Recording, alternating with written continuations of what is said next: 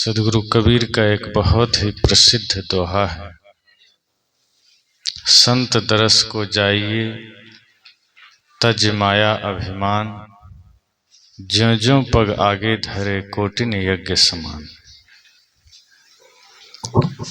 सदगुरु कबीर जब इस दोहा को कह रहे होंगे या जब उन्हें कहना पड़ा होगा तो मानो कुछ ऐसा माहौल बना होगा, कुछ ऐसी परिस्थिति बनी होगी कि कुछ लोग उनके पास गए होंगे, सदगुरु के पास, और उन लोगों ने मानो सदगुरु कबीर से पूछा होगा कि हम यज्ञ करना चाहते हैं, हवन करना चाहते हैं, कोई सस्ता सा रास्ता बताइए, कोई सरल सा रास्ता बताइए।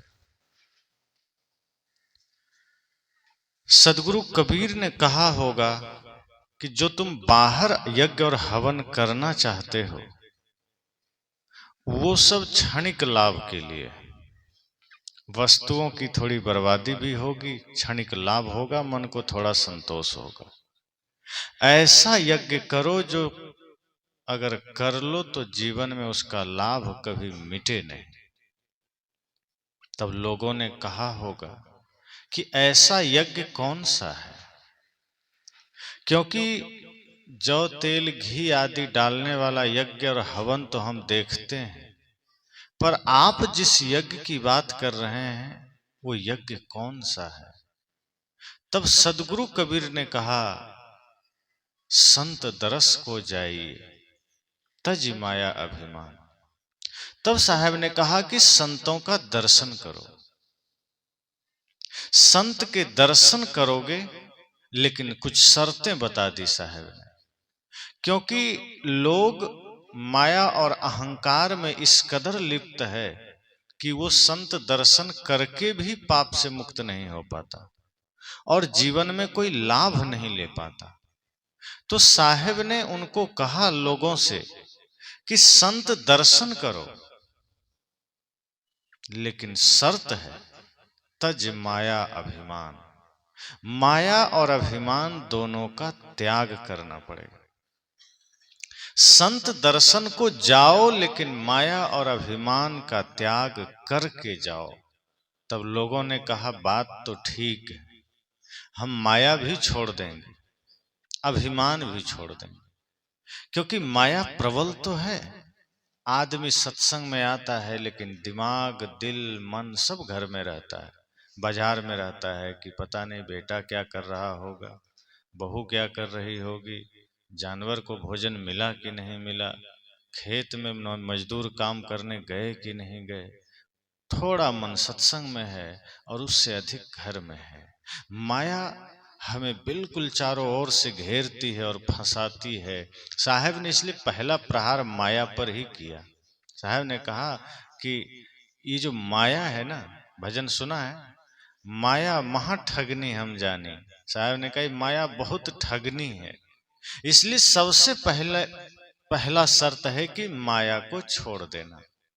सत्संग में जब जाना तो वहां किसी प्रकार का कोई लोभ, मोह, अहंकार साथ में लेके मत जाना, माया को छोड़ के जाना। कोई आसक्ति साथ में मत ले जाना। घर में रख देना, परिवार को भी घर में ही छोड़ देना, अर्थात मन से सबको जहां है वहीं छोड़ के जाना।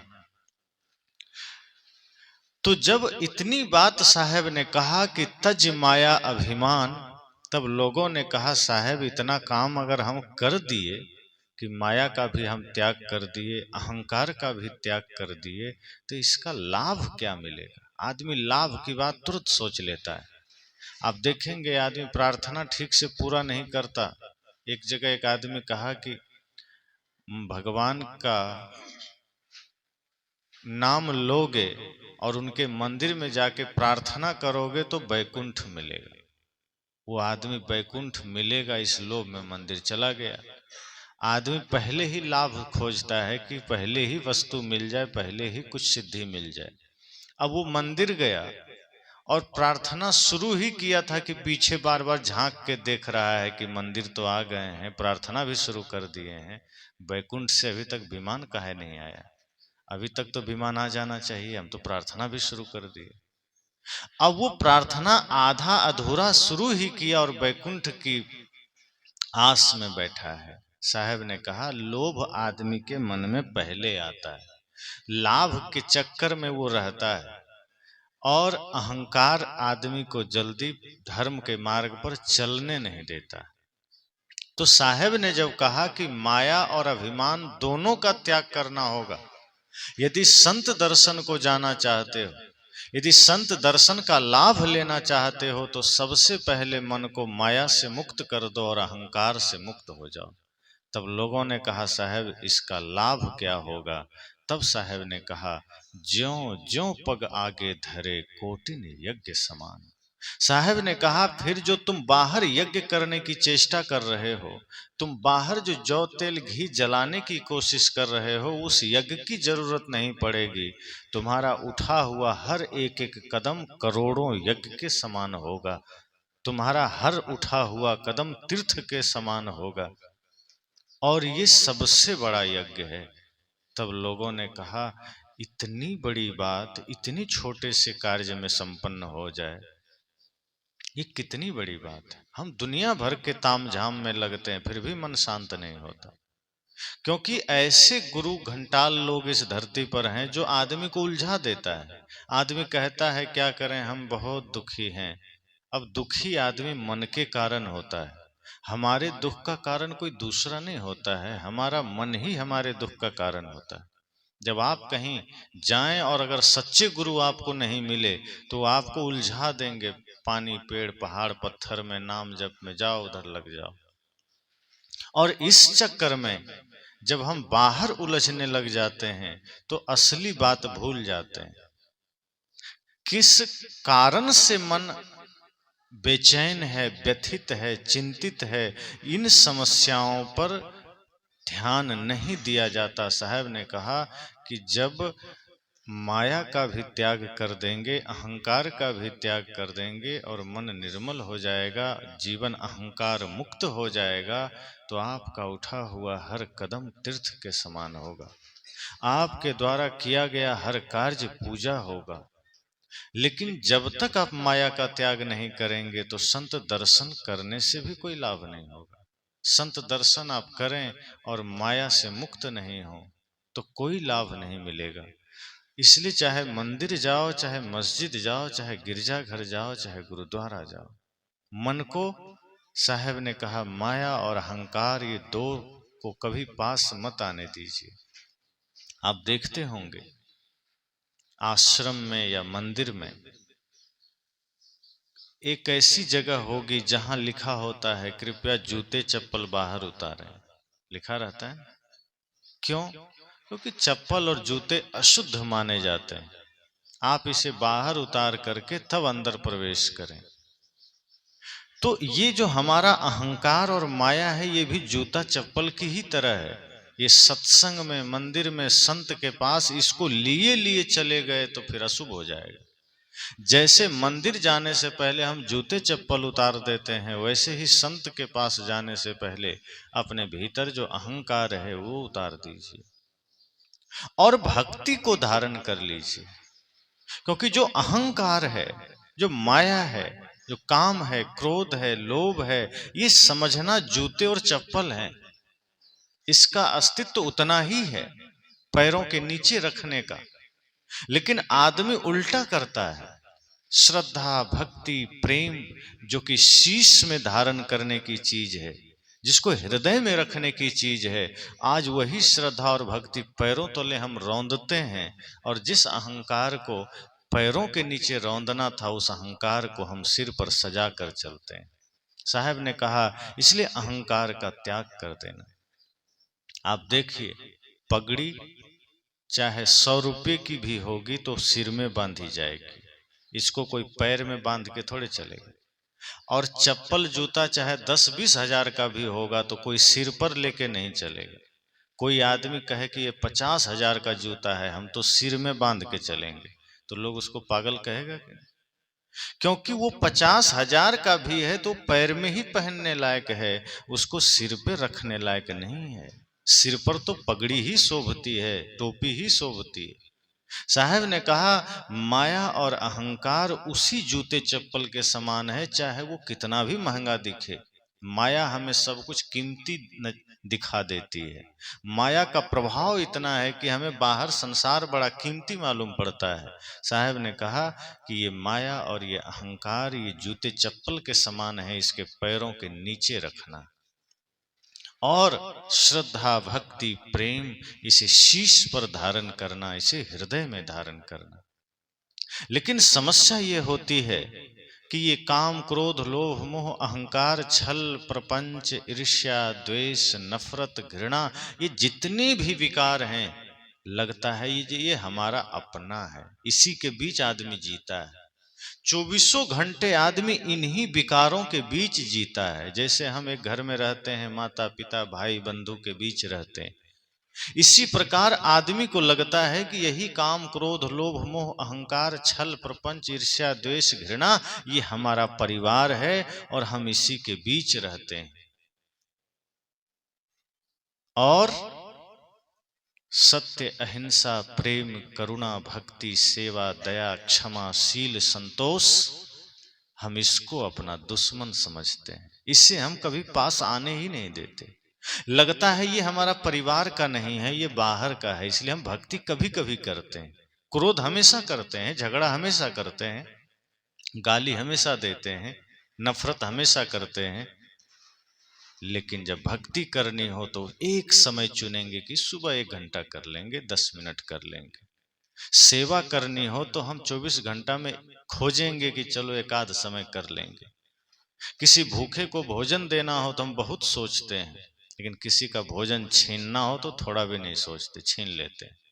किसी प्यासे को पानी पिलाना हो हम बहुत गुना भाग लगाते हैं कि क्या करें, देखेंगे कल कर देंगे। लेकिन किसी का पानी छीनना हो तो हम तुरंत 2-4 आदमी को लेके पहुंच जाते हैं। हम इन्हीं विकारों को अपना परिवार समझते हैं, फैमिली, कि यही हमारा है, काम क्रोध सब हमारा है। याद करिए भगवान श्री कृष्ण ने अर्जुन से क्या कहा था। वो दुर्योधन को मारने को कहे थे, द्रोणाचार्य पर बाण चलाओ, भीष्म पितामह पर बाण चलाओ, कर्ण पर बाण चलाओ, भगवान कृष्ण ने कहा। अब वो कोई बाहर कोई आदमी नहीं था। मुझे लगता है जहां तक गीता को पढ़ने के बाद जो कुछ अनुभव संतों के द्वारा मिला कि बाहर किसी आदमी को मारने की बात भगवान नहीं कहते हैं। श्री कृष्ण तो कहते हैं तुम्हारे भीतर ही अहंकार का दुर्योधन बैठा हुआ है। वो अहंकार ही दुर्योधन है और तुमने उसे अपना परिवार समझ लिया है। इसलिए अर्जुन तुम बाण चलाना नहीं चाहते। तुम्हें लगता है कि हमारा अहंकार ये दुर्योधन हमारा अपना है, लेकिन वास्तव में ये तुम्हारा अपना नहीं है, ये बड़ा दुश्मन है तुम्हारा। ये सत्य अहिंसा प्रेम तुम्हारा है, तुम इसे निष्कासित कर रखे हो।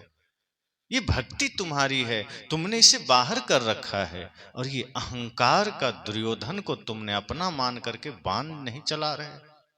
मानो कृष्ण रूपी सदगुरु जिज्ञासु रूपी अर्जुन को कहते हैं कि ज्ञान का अस्त्र उठाओ, ज्ञान का बाण इस अहंकार पर चलाओ, और जिसे तुमने अपना समझ रखा है ये तेरा अपना नहीं है, ये तेरे जीवन का सबसे बड़ा शत्रु है।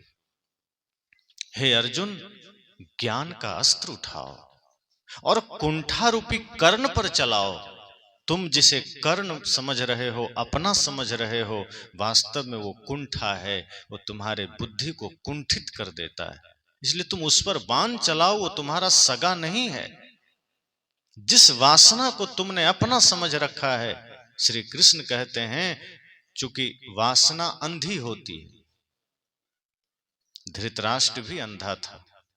श्री कृष्ण मानो धृतराष्ट्र का नाम लेकर के वो वासना की ओर ही संकेत कर रहे हैं कि जैसे धृतराष्ट्र आंख से अंधा था, इसी प्रकार जिस व्यक्ति के भीतर वासना हो वो फिर कुछ नहीं देखता मेरा तेरा, वो अंधा ही होता है। आंख होते हुए आदमी अंधा होता है। तो मानो श्री कृष्ण कहते हैं कि अर्जुन इस विकृत वासना रूपी धृतराष्ट्र पर बाण चलाओ, ये तेरा अपना नहीं है। मानो श्री कृष्ण कहते हैं कि ये कपट रूपी जो शकुनी है, शकुनी कपट जाल बुनता था, महाकपटी था। श्री कृष्ण ने कहा हर व्यक्ति के भीतर वो कपट बैठा है। अर्जुन, तेरे भीतर भी कपट रूपी शकुनी निवास कर रहा है।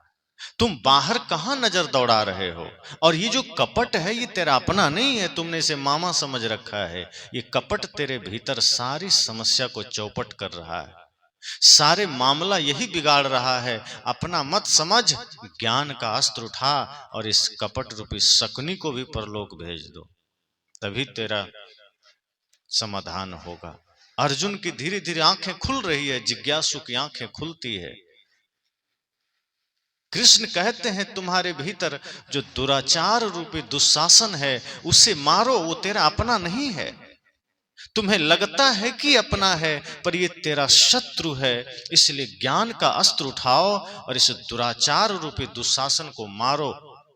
यही सद्गुरु हम आप सबसे कहते हैं कि आप भी ज्ञान का अस्त्र उठाइए, भीतर मौजूद अहंकार के दुर्योधन को मारिए, भीतर मौजूद कपट के शकुनी को मारिए, भीतर मौजूद कुंठा के कर्ण को मारिए, भीतर मौजूद वासना के धृतराष्ट्र को मारिए, भीतर मौजूद दुराचार के दुशासन को मारिए।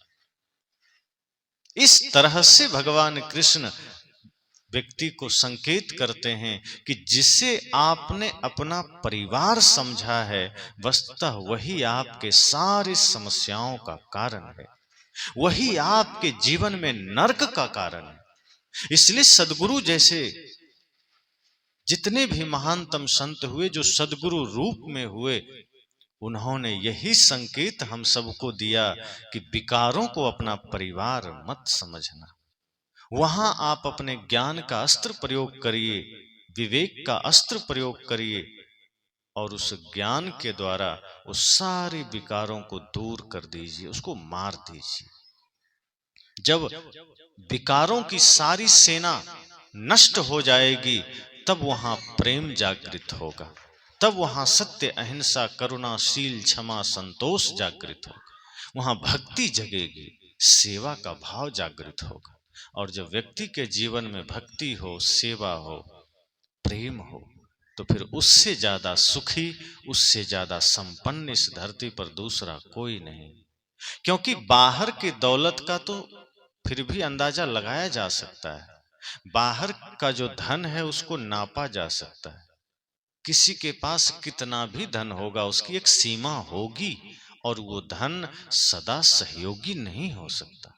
किसी के पास बहुत अधिक धन है, कोई लिमिट नहीं है, लेकिन उस धन से वो क्या कर लेगा। मान लीजिए कोई गरीब आदमी है, पेट भरने के लिए 4 रोटी खाता है। जिसके पास धन ज्यादा है तो क्या वो एक दिन में 4-5 हजार रोटी खाएगा? वो भी 4 ही रोटी खाएगा, बल्कि वो तो और 2 रोटी खाता है। जो गरीब आदमी है वो सोने के लिए साधारण सा बेड चादर बिछा के सो जाएगा, लेकिन जिसके पास अधिक धन है वो अधिक से अधिक क्या करेगा, डनलप का गद्दा मंगा लेगा। लेकिन जो डनलप के गद्दे पर सोएगा, जो अपने आप को धनपति कह रहा है, उसे नींद की गोलियां खानी पड़ेगी। और जो गरीब है, जो बेड चादर बिछा के सो रहा है, उसे नींद की गोलियां नहीं खानी पड़ेगी। तो धन जिसके पास है वो धन भी उसको सुख नहीं दे रहा है। वो भोजन तो बढ़िया खरीद लेगा, लेकिन उसको भूख नहीं लग रहा है। वो सोच रहा है क्या करें जो भूख लगे, और गरीब को भूख लग रहा है। तो धन बहुत ज्यादा भी हमारे पास है तो हमारे संपूर्ण सुख का साधन नहीं, वो सुविधा का साधन है। वो हमारे लिए सुविधा प्रदान करता है। जैसे धन है तो माइक की व्यवस्था हो गई, मैं धीरे भी बोल रहा हूं, आप सब सुन रहे हैं, जो नहीं आए गांव में वो भी सुन रहे हैं, धन से इतना काम हो गया। लेकिन ये रखा हो और यहां बोलने वाला ना हो तो क्या आवाज जाएगी बाहर? धन से माइक तो आ गया, लेकिन बोलने वाला यहां ना हो। ये पंडाल लगा, साधन जुटा दिए धन से, सबके भोजन की व्यवस्था हो जाएगी धन से। लेकिन जो मूल व्यवस्था है, ये जो ज्ञान, ये धन से नहीं होता। धन सिर्फ हमारे आने जाने का साधन है, हमारे व्यवस्थाओं का साधन है। ज्ञान का साधन तो श्रद्धा है, भक्ति है, प्रेम है, तप है। इसलिए संत कहते हैं कि आप कोशिश करिए कि ये जो ज्ञान है, भक्ति है, वैराग्य है, सेवा है, ये हमारे जीवन में हो, क्योंकि ये धन जिसके जीवन में है फिर उसकी कोई सीमा नहीं है, वो कभी गरीब नहीं हो सकता। बाहरी धन तो आज है कल नहीं रहेगा। मान लीजिए मुकेश अंबानी के पास आज धन है, उसका नाम अखबार, टीवी, रेडियो सब जगह आ रहा है कि भारत का सबसे धनी आदमी मुकेश अंबानी है, या गौतम अडानी है, टाटा है, बिड़ला है, डालमिया है, मित्तल है, जो भी है। लेकिन कुछ दिन के बाद मुकेश अंबानी का नाम हट जाएगा, उसके जगह में उसका बेटा का नाम आ जाएगा कि अब मुकेश अंबानी सबसे धनी आदमी नहीं रहे, उनका बेटा धनी आदमी। धन उसी का है लेकिन नाम बदल जाएगा, क्योंकि वो बाहरी चीज है, उसका मालिक एक सदा नहीं रह सकता। और कभी उससे अधिक किसी और का हो गया तो उसका नाम आ जाएगा। लेकिन जिसके जीवन में भक्ति है तो क्या उसका नाम कभी लिस्ट से हटेगा? माता सबरी के जीवन में भक्ति का धन है तो क्या कभी उनका नाम हट के दूसरे का आ जाएगा कि नहीं, अब मेरा माता सबरी का धन खत्म हो गया है, अब दूसरे का नाम आ गया है एक नंबर? ऐसा होगा? जिसके पास भक्ति का धन है वो कभी मिटता ही नहीं है। जिसके पास प्रेम का धन है वो कभी खत्म ही नहीं होता, युगों युगों तक खत्म नहीं होता। इसलिए संत कहते हैं, संत दरस को अगर आपको जाना है, चूंकि यज्ञ करना है तो संत दर्शन करिए। राम जी भी माता सबरी को यही शिक्षा देते हैं, प्रथम भक्ति संतन कर संगा। वे कहते हैं संतों का संग करना। और सदगुरु कबीर भी यही कहते हैं कि यदि तुम्हें यज्ञ करना है, पूजा करना है, जीवन में सबसे बड़ा लाभ को जागृत करना है तो संत दरस को जाइए, फिर संत दर्शन को जाना और कहीं मत जाना। और इससे होगा क्या? साहब तो एक ही बात नहीं कहते हैं, वो शर्तें भी लगा देते हैं कि जाना। अब जैसे एक आदमी, मानो साहब ने कहा संत दरस को जाइए, अब वो आदमी सुन लिया और दर्शन करने चला गया और लौट के आवे और कहे हम गए थे, हमें तो कोई फायदा ही नहीं हुआ, गए लेकिन हमें कोई धन नहीं मिला। तो साहब पहले ही सारी बातें स्पष्ट कर देते हैं कि कोई आदमी गलत फहमी में न रहे। कई लोग ये न सोचे कि संत दर्शन करने के बाद हमको बाहर का कोई धन मिलेगा। साहब कहते हैं बाहर का कोई धन नहीं मिलेगा, बाहर का धन तो क्षणिक है, आज है कल नहीं रहेगा, बट जाएगा, लुट जाएगा, छूट जाएगा। लेकिन सत्संग में जाने से, संत दर्शन करने से वो धन मिलेगा जो कोई कोई लूट नहीं सकता, कोई छीन नहीं सकता, कोई बांट नहीं सकता। इसलिए साहब ने स्पष्ट किया कि पहली शर्त तो है माया का त्याग करके जाना, अहंकार का त्याग करके जाना, और इतना कर लिया तो करोड़ों यज्ञ का फल मिलेगा संत दर्शन से। तो जब हम इस भाव से चलते हैं तो संत दर्शन भी हमारे जीवन में सारा पुण्य को जागृत कर देता है। आप संत दर्शन करते हैं, सत्संग सुनते हैं, अगर जीवन में पुण्य जागृत नहीं हो पा रहा है, अगर जीवन में शुभ नहीं घटित हो पा रहा है, तो समझ जाइए कि सत्संग में गए तो थे लेकिन माया या अभिमान कुछ बच गया था, उसका त्याग नहीं हो पाया, कुछ तो कमी रह गई। इसलिए साहब ने स्पष्ट कहा कि माया का त्याग कर देना, क्योंकि ये क्षणिक होता है।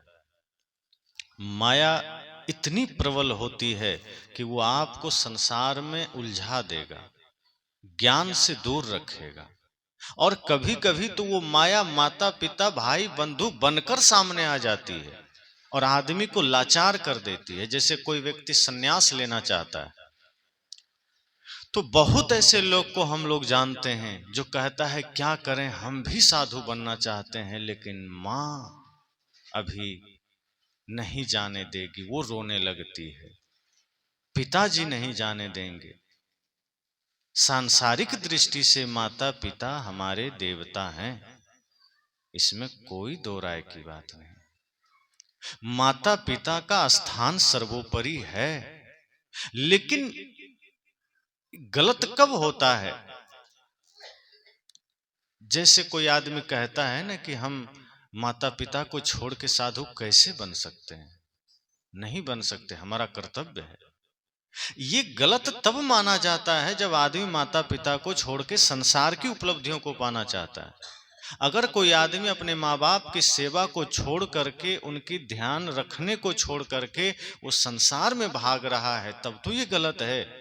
लेकिन यदि माता पिता का त्याग वो इसलिए कर रहा है कि अपना कल्याण कर सके, मोक्ष की साधना कर सके, मुक्ति पथ पर चल सके, तो ये थोड़ी देर के लिए तो दुख का कारण होता है, लेकिन ये पाप का कारण नहीं होता। अगर ऐसा होता तो बड़े बड़े संत, बड़े बड़े ऋषि माता पिता को छोड़कर संन्यास नहीं लेते।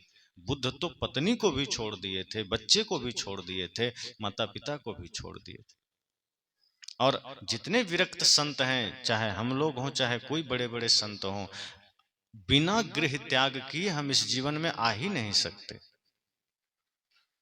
तो ये सत्य है कि आप अगर माता पिता का त्याग संसार के सुख के लिए कर रहे हैं तो ये तो भयंकर पाप है कि स्वार्थ के लिए कर रहे हैं। लेकिन यदि जगत कल्याण के लिए आप कर रहे हैं तो कुछ क्षण के लिए पीड़ा तो होगी, क्योंकि माया तो प्रबल है, वो किसी न किसी रूप में आपका रास्ता रोकती है, चाहे माँ बनकर, पिता बनकर, भाई बनकर, बंधु बनकर, धन बनकर, संपदा बनकर।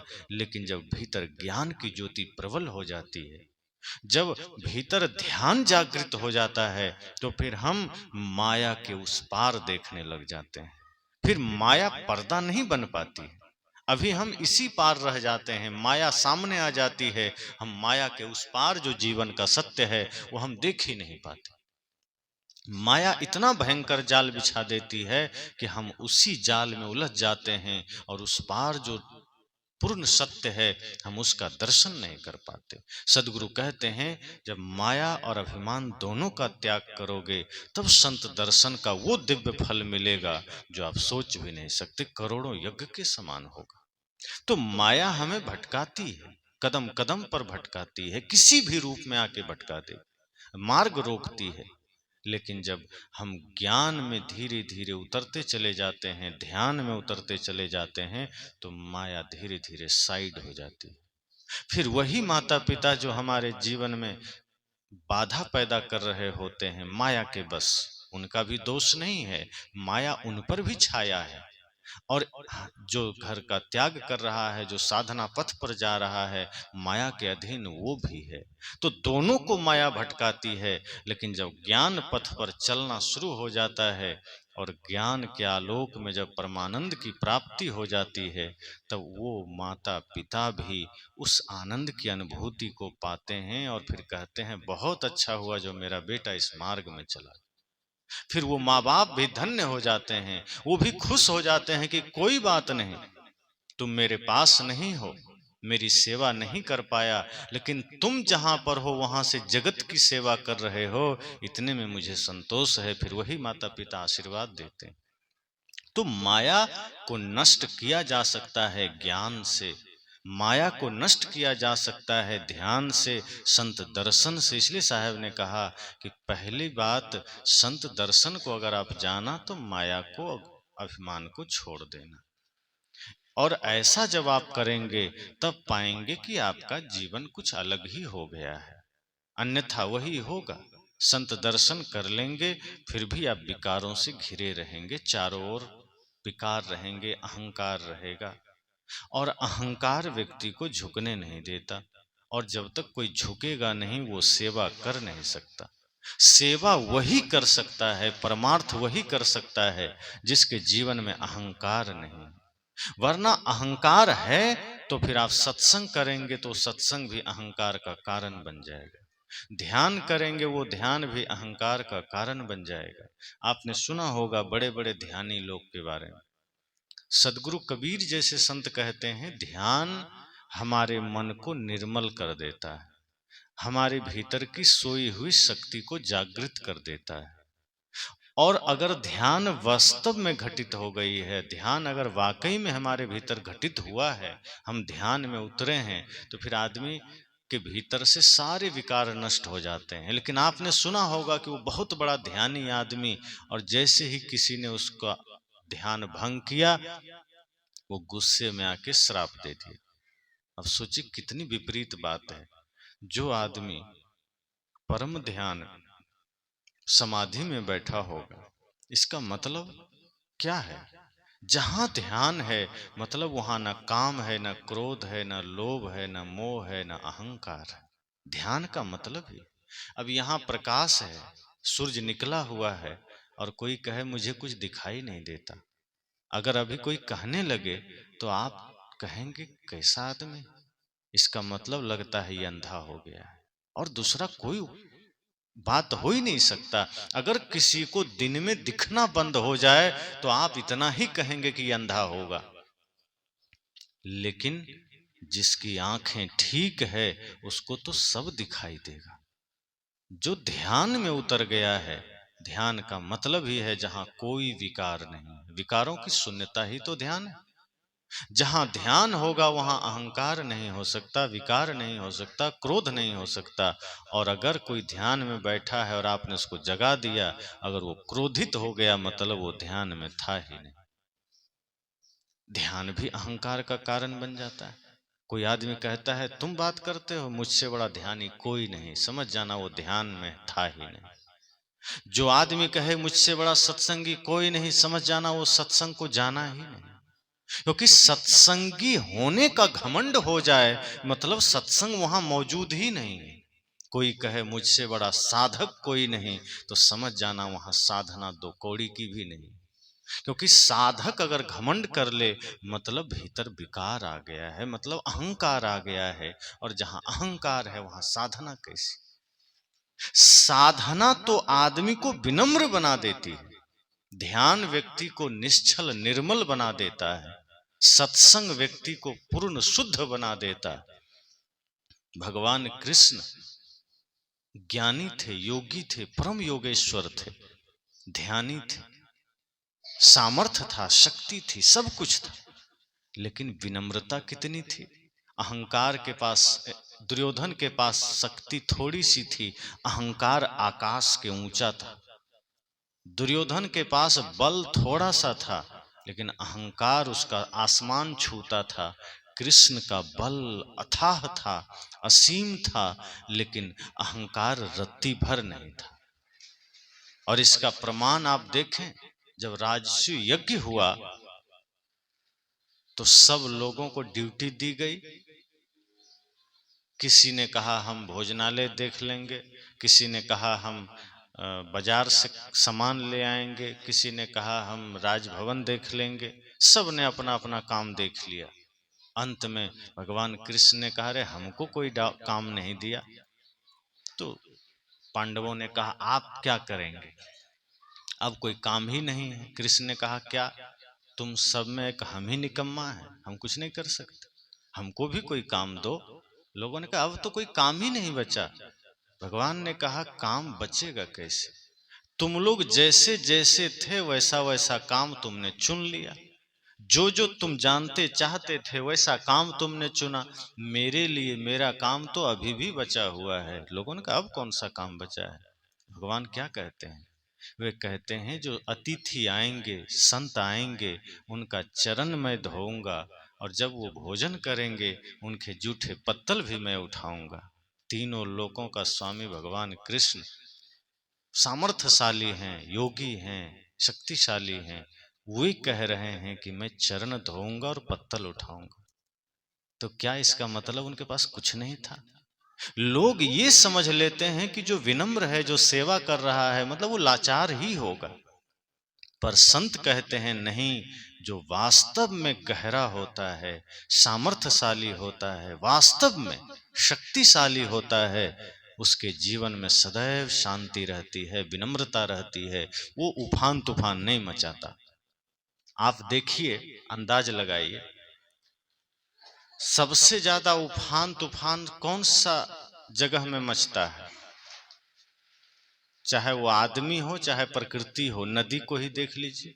जिस नदी में पानी थोड़ा होगा वो नदी ज्यादा तेज धार लेके चलती है, उफनती तूफनती ज्यादा है।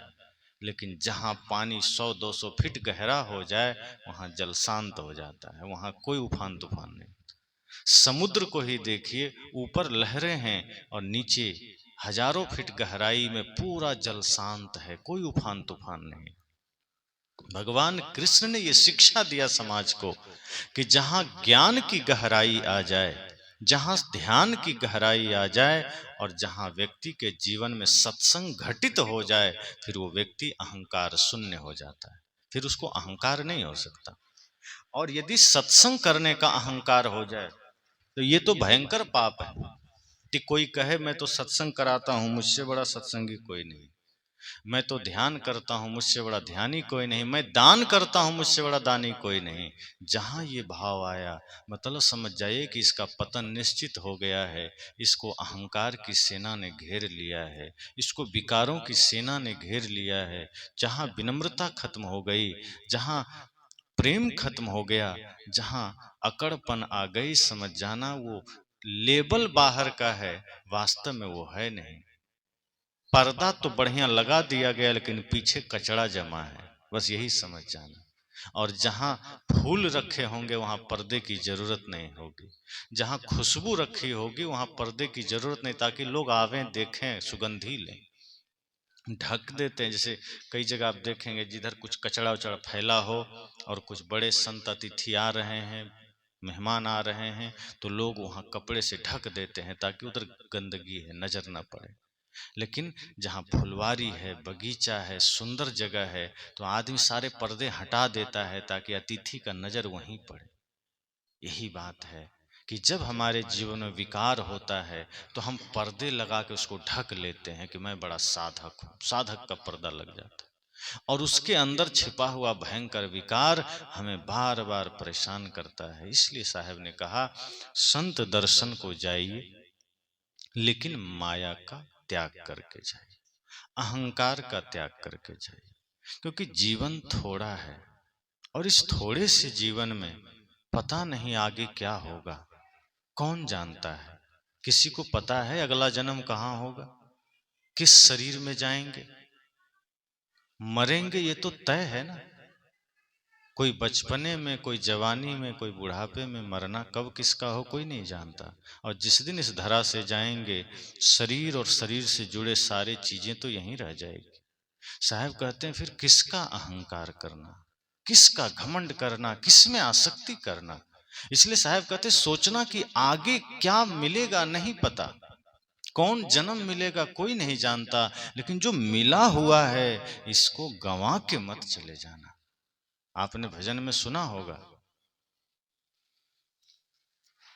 उस पार न जाने क्या पाए, उस पार न जाने क्या पाए, इस पार तो सब कुछ हार चले, लो अपना जहां दुनिया वालों हम इस दुनिया को छोड़ चले।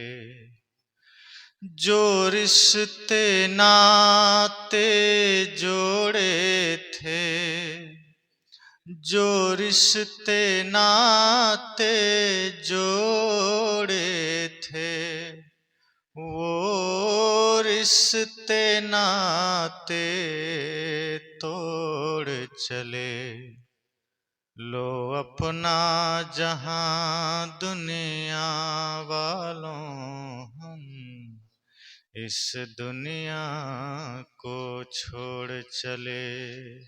संत इस भजन में क्या कहते हैं, उस पार न जाने क्या पाए, जब ये शरीर यहीं खत्म हो जाएगा, मृत्यु आ जाएगी, तो अगला जन्म में क्या मिलेगा, क्या पाएंगे कोई नहीं जानता।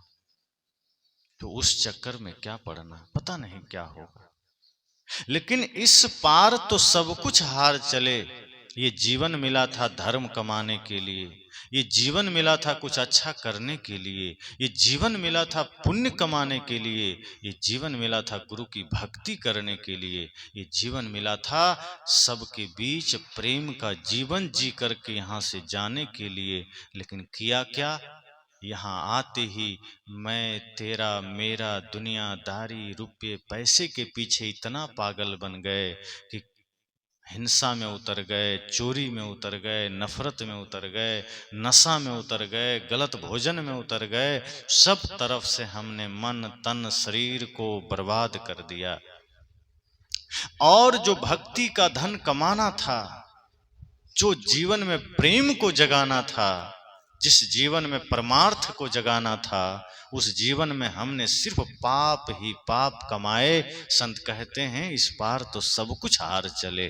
कहा अब तो तुम सब हार चुके हो, क्योंकि इस जीवन से जो कमाई करनी थी वो तुमने किया ही नहीं। और जिस जीवन में धर्म की कमाई नहीं है, जिस जीवन में सिर्फ पाप की ही कमाई है, संत कहते हैं समझना वो जीवन को आप हार चुके हैं और अगला का पता नहीं है। आगे कौन सा जन्म मिलेगा इसकी कोई सूचना नहीं है, और जो मिला था इसको आपने गंवा दिया है। इसलिए साहब कहते हैं माया से मुक्त होना, माया महा ठगनी हम जानी, त्रिगुणी फांस लिए कर डोले बोले मधुरी बानी। ये हमेशा त्रिगुणी फांस लेकर चलती है, सत रज तम गुण। ये तीनों जो गुण है, कोई सत्य से माना तो उसको उससे समेट लिया, कोई तम से माना तो उससे समेट लिया, कोई रज से माना तो उसको समेट लिया। साहब ने सतो गुण को भी माया ही कह दिया है। क्यों?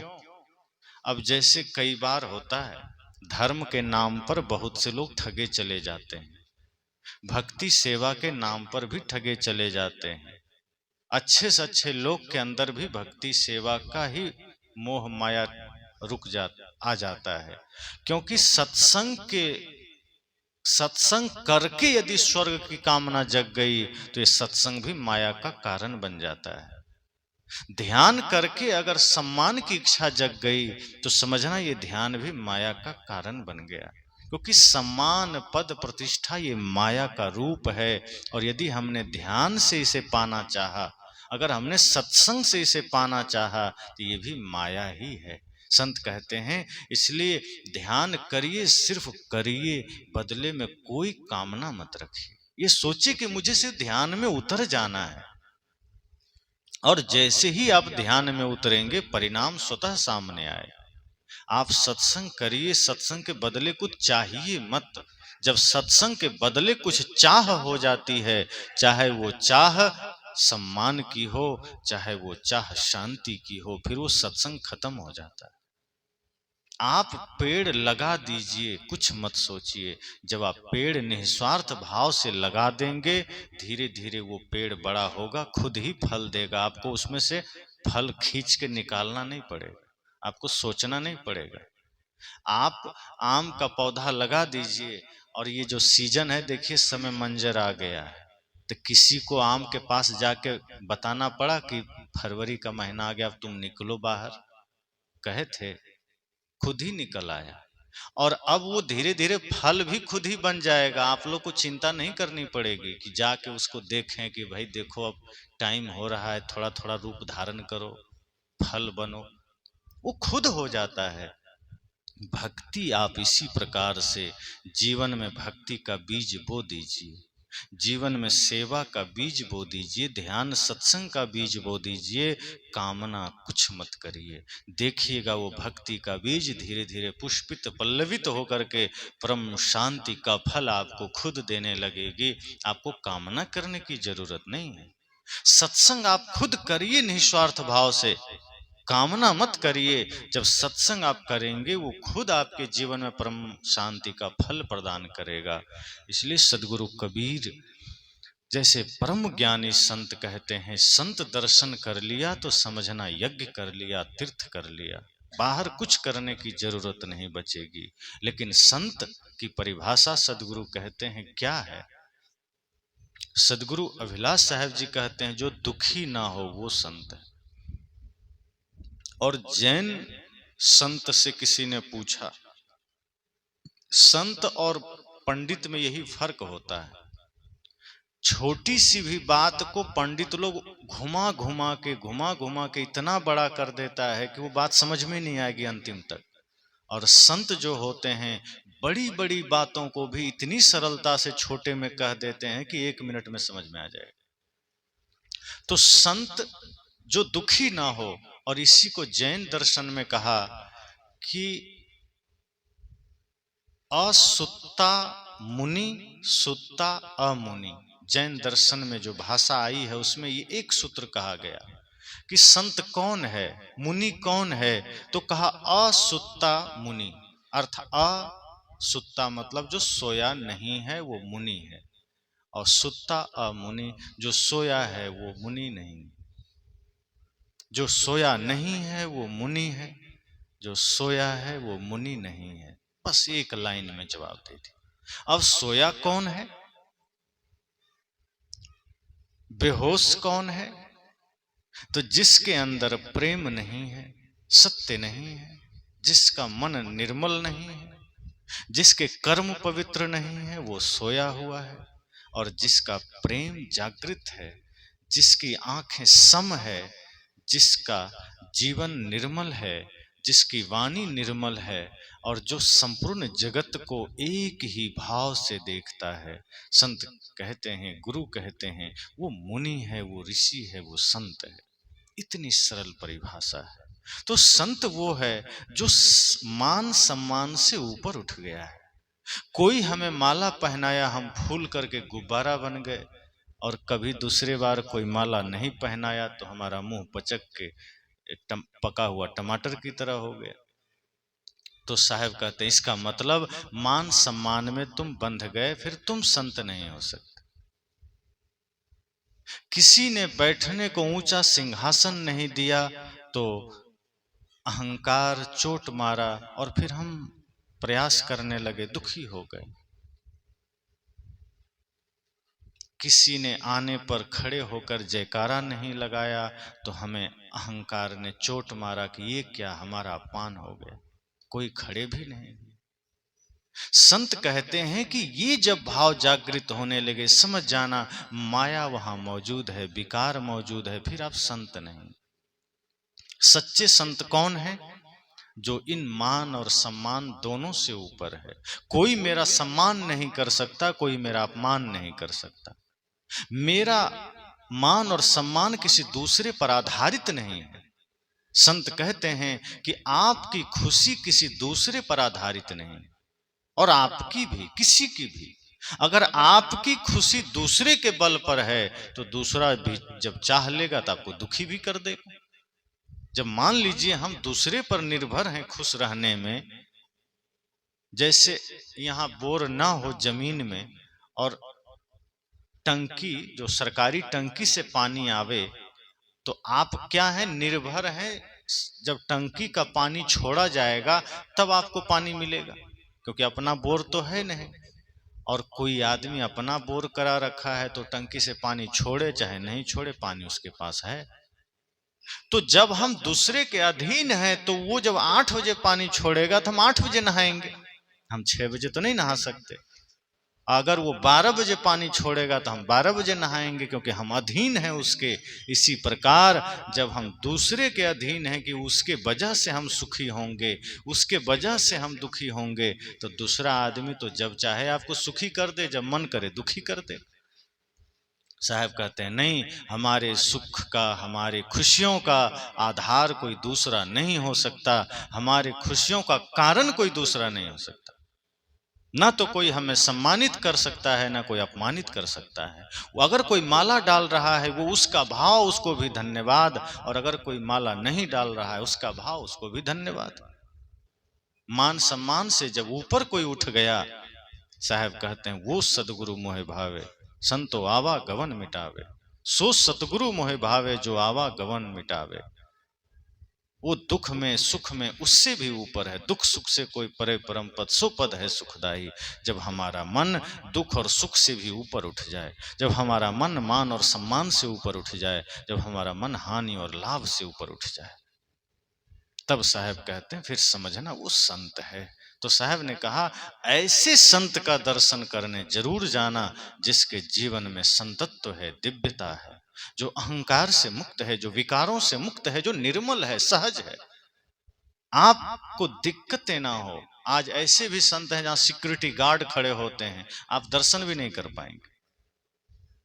तो जहां साधारण आदमी पहुंच के दर्शन भी ना कर पाए, फिर वो संत हैं या नेता हैं? उनको जान का खतरा क्यों है? जिनको जान का खतरा है, जिनका भय नहीं मिटा, वो संत तो क्या साधारण इंसान भी, भक्त भी नहीं हो सकते। साहब ने तो कहा है निर्भय भय तहां गुरु की नगरिया, सुख सोए दास कबीरा हो। जब गुरु का नगर मिल गया तो निर्भय तो होना ही पड़ेगा, निर्भय हो जाइए। गुरु की नगर में आके, गुरु की शरण में आकर अगर भय नहीं मिटा तो किस चीज का भय? शरीर छूट जाएगा? अरे जो छूटा हुआ ही है उसका भय क्या करना? जो शरीर मेरा ही नहीं है उसका भय क्या करना? ये शरीर तो मेरा घर है, मैं इसमें निवास करता हूं, जब चाहे छूट जाए। अपना काम पूरा रखो, डरने की क्या जरूरत है? साहब कहते हैं जिसको शरीर का भय है, समझना उसको मान सम्मान का भय होगा, सुख दुख का भय होगा, धन का भय होगा, सब कुछ भय उसके अंदर होगा, फिर वो संत नहीं हो सकता।